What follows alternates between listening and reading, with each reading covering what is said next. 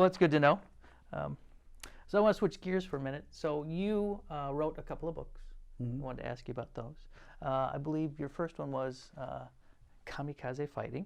What can you tell us about this book? Well, you know, John said, Kamikaze Fighting will never sell as a title. And I said, but that's the concept, the self-defense of last resort. I'm not advocating on behalf of kamikazes, stuff like that, but it's a mindset that you've got to have, I think.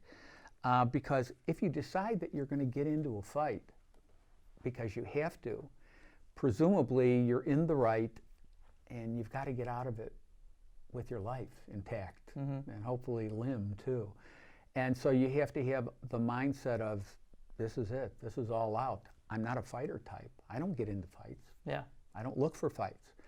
But I am prepared to fight to the death because that's what you have to do if you're really going to defend yourself in some circumstances. The problem is, and I tried to teach this every bit of the way,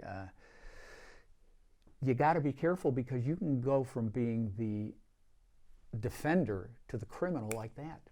If you overstep and you make a mistake and you take somebody's eye out or you hit them in the throat and they choke to death, and it's adjudicated that it was your fault because you overstepped, the guy only broke your nose and you killed him, now you're the criminal.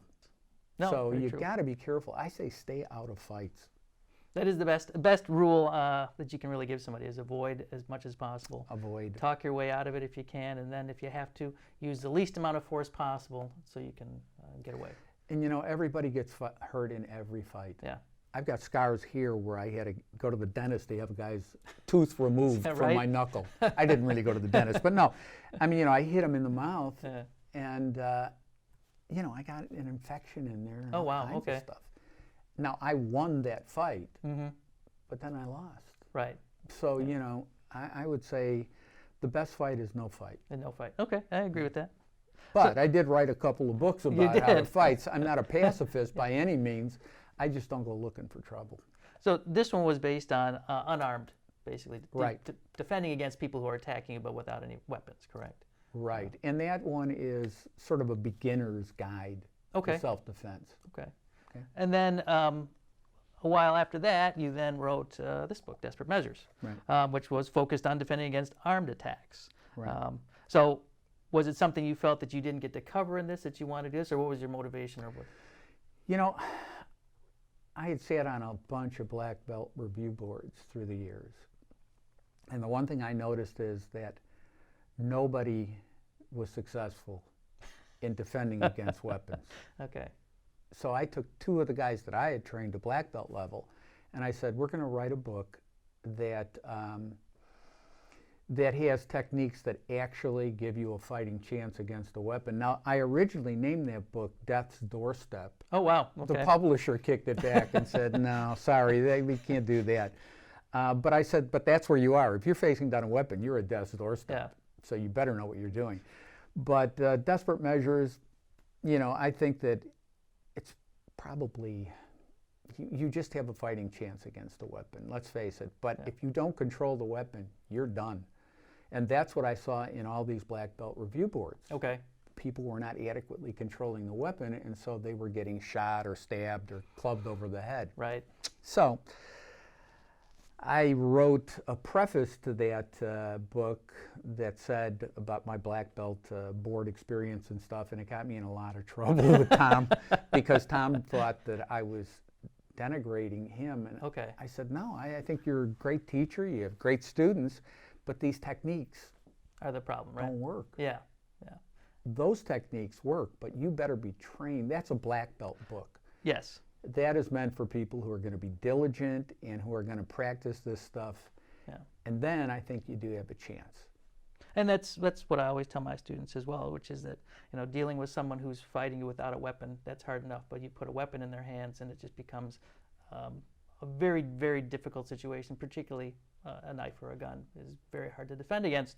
And the likelihood is you're going to get stabbed or shot, but you're going to keep fighting on anyway in the hope that you're going to survive, So yeah, it's a desperate situation. It is, and so it's a good title. Although Death's Doorstep, I think, is also very dramatic. So that was the ad guy in me.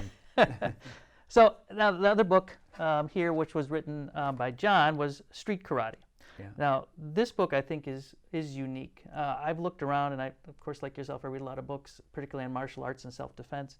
I haven't found a book quite like this one, which has laid out actual attacks and where people have used martial arts, self-defense to properly defend themselves. So I thought this was great.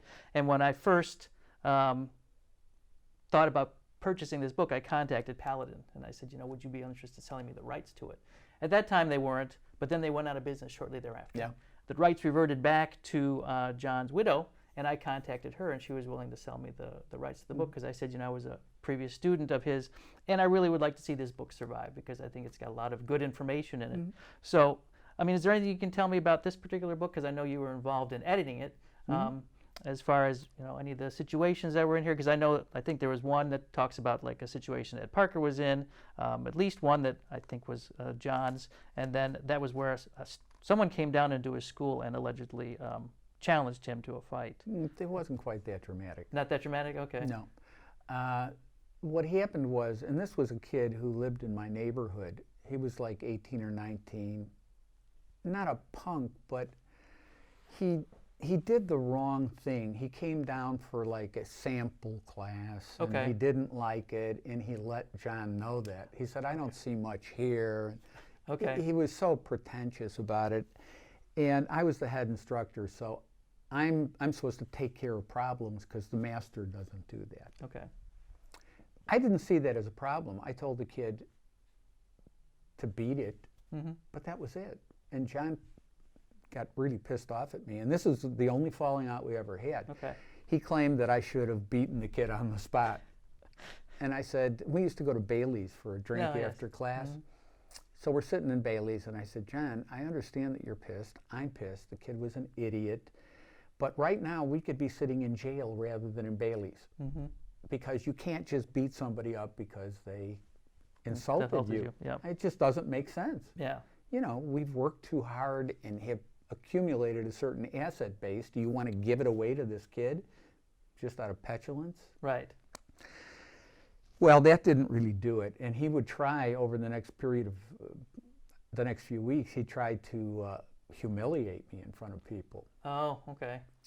So Joe, what's his face, who's got a school up north, I can see his face, but I can't remember his name. Anyway, we were out for lunch. Joe Ganji?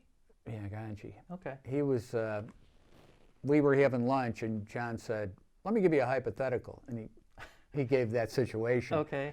And he's looking at me all the time. And so finally I said, look, John, I guess this is the parting of the ways for us because this is bullshit. Yeah. I said, I took a common sense approach, and I understand you're more passionate about it, but you just can't beat people up willy-nilly just because of your ego. And he finally admitted that it was okay. Okay. Yeah, so we came to a meeting of the minds on that. Détente. Okay. Yeah. As far as the other one, I told him, I said, John, you should really be careful what you confess to in these books. I don't know anything. I'm not a lawyer. I don't know statute of limitations and stuff. But there used to be a place called The Flame. Okay. Up on, I think it was in Villa Park or Oakbrook Terrace or something, a restaurant, and he talked about an episode where he and his wife were dancing on the dance floor, and some guy bumped into him, so he turned around and hit the guy real hard in the ribs with his elbow, and then he pretended like it was an accident and helped the guy to his seat. Okay. And I said, if you talk about assault and battery this openly, and the wrong person reads it, you're sort of inviting lawsuits or, why do that? But he insisted on doing it. Nothing ever came of it. But I try to be a little more prudent about it. Yeah. Kamikaze fighting is a great idea if your life's in jeopardy. Yes. But hell, you got to be restrained 99.99% of the time. Well, especially nowadays, I mean, back then, we didn't have the issue with all the video footage and cameras and everything that is now being filmed. So pretty much you can assume if you get into an altercation with someone, there's probably going to be footage of it. So you're going to be judged based on what people see. Yeah, that's very true. In fact, that happened to me in Washington, D.C. a few years ago. Some drunk guy came up to me and started to hassle me. Okay. And I thought, he was a little son of a bitch, too. And I figured, he's right at elbow level. I could just hit him with an elbow and walk away. Yeah. But I thought, this is Washington. There have to be cameras. There've got to be all kinds of evidentiary gatherings, things around here. I couldn't do it, so I just talked my way out of it, talked them down, and some relative who I guess was at a wedding with him or something came and took them away finally. Okay. There you go. So, but if you hit a drunk particularly, it looks like you're taking advantage of them too. Right. So now I was with a friend who said, you're a big pussy for not leveling him. And I said, no, I'm very prudent. I said, how do you think the Boston bombers got caught? It wasn't even off government cameras. It was off just cameras from, retail stores. And if I hit this guy and hurt him really badly, that's going to be all over, the news. And the other thing is, especially with people who are well-trained, right? You're going to be held to a higher standard than those who are less well-trained, because you're like, well, did you have to hit him as hard as you hit him? Did you have to do as much? Did you have to hit him at all? Were you actually really in fear for your life? So, in John's case, I doubt he was really in fear for his life at any time. Even if you win in court, yeah, it costs you $1 gazillion. It's a Pyrrhic victory, right? You win, but you lose, you know, so absolutely. So I definitely try and convey that to people, like you just said before. Avoid a fight at all costs, and only when absolutely necessary. That's why on my business card for years, I had a personal defense business card, and it had an old samurai saying, the greatest warrior is one who conquers himself. Okay. And to me, that's the first step. Because if you learn all these things and then you use them in the wrong way, you're screwed.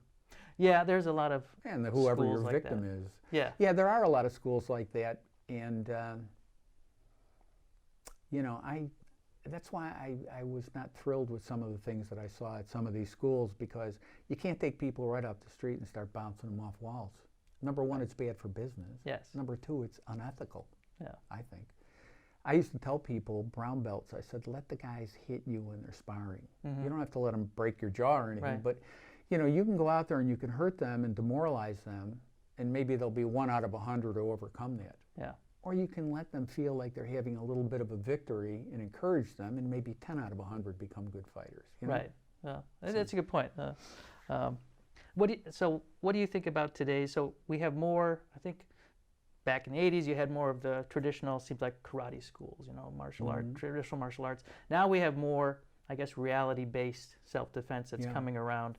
More like what I think John was really, seemed like an early pioneer of that reality-based self-defense. I mean, I'm kind of happy to see that.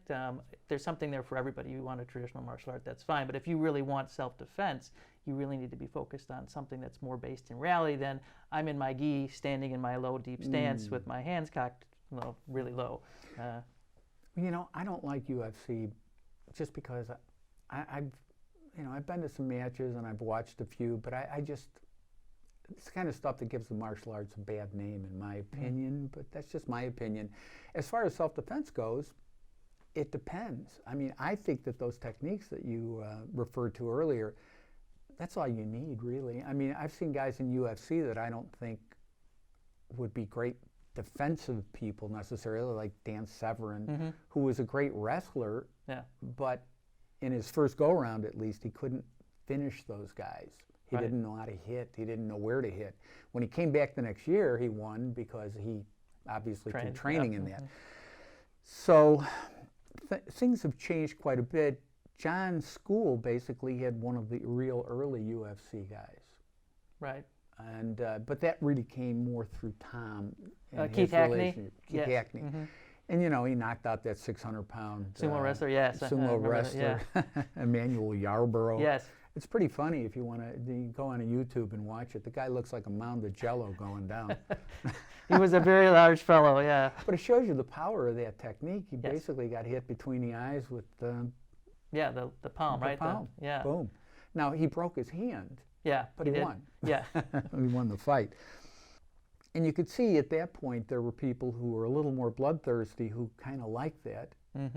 And Tommy actually went over to China and tried to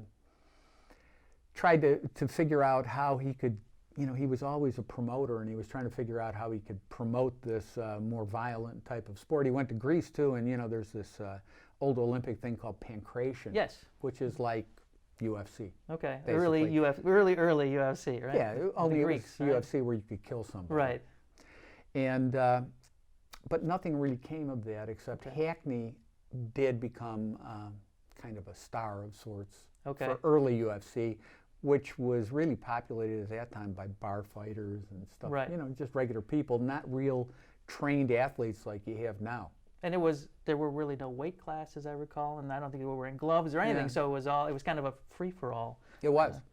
It was, and it was interesting, but it was not for me. I wouldn't recommend it to anybody.